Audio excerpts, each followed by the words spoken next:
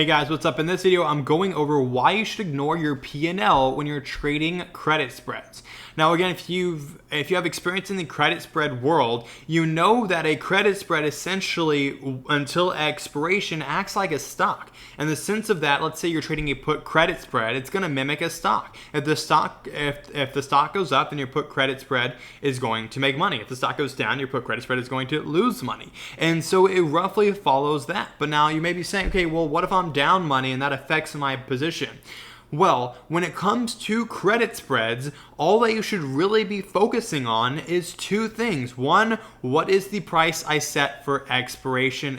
And number two, will it actually stay above that level? So for instance, if you're trading a put credit spread, your whole goal is to find a level, find a price based on your strategy, based on math, whatever, to find a level that you don't think that's, or that you think that stock will stay above. If you're trading a put credit spread, find a level that you think that stock will stay above and hold that until expiration. And by expiration, if it's above that level, then you make all the money and you lose none, right? And so that's how that strategy works. And so if you look at the chart or you look at your position every single day and you monitor the fluctuations based on the price moving every single day, you're going to let your emotions get too involved.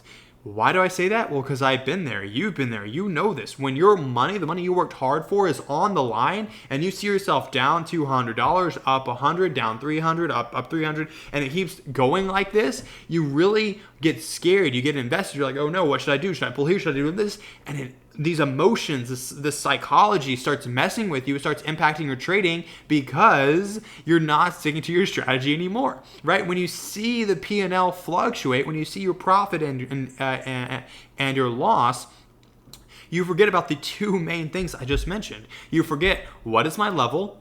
And is it going to stay above that level? Do I have a statistical chance of it still staying above that level? If so, stop looking at the P&L and wait till the trade expires. That's all that matters.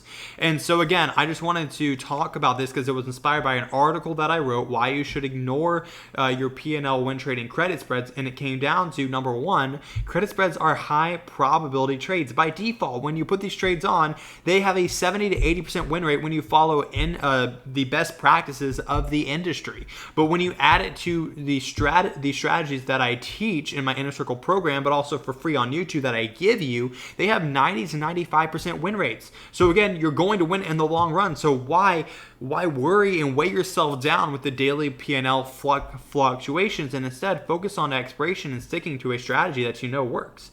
Number two is P&L can be misleading, right? You can be down on a position, you can be losing money, but the stock still be above your strike, still be above the level that you need to be above to make money.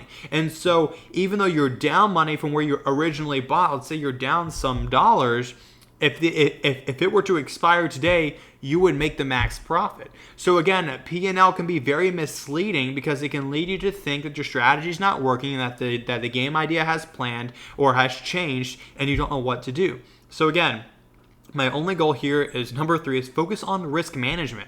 Understand, what is my strategy? What is my win rate? What is my max gain? How much credit am I taking when I put this trade on? And then what is my max loss? If I'm okay with that max loss, if I'm okay with that win rate and max loss combined, then I put the trade on, I set it and forget it. Why weigh myself down and look at it constantly and take up my time by looking at the P&L fluctuations instead of being like, okay, I am busy like most of you are. I'm instead, okay, I have a 90% win rate of making $20 on this trade or losing 80. Cool, great numbers. I'm going to take this trade every single day. I'm going to put this on, or every single week whenever the trade presents itself, right? And I'm just going to set it. I'm going to forget it because that's how this trade is structured. That's how this strategy works. That's how I'm going to make money. If I look at my P&L and I start trading, maybe I sell early here to lock in profits. I'm going to start taking in smaller wins, and so that when I do lose, it's going to way offset my wins. I'm just going to start messing with things. So stop looking at the P&L. Instead,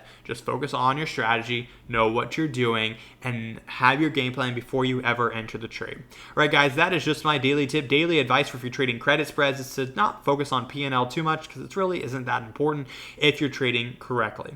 All right, guys, if you want to know the strategies that I'm trading have a 95% win rate, I'm giving them to you for free, no email, no opt-in. They're on my YouTube channel. They're also on my blog site where I write articles every single week on credit spreads. So you have www.10percentcreditspreads.com, and all that is linked below in the description. If you like credit spreads, if you want to watch more of these videos, make sure to smash that subscribe button and thumbs up button. It would mean the world. And also leave a comment down below if you have a question or a video idea.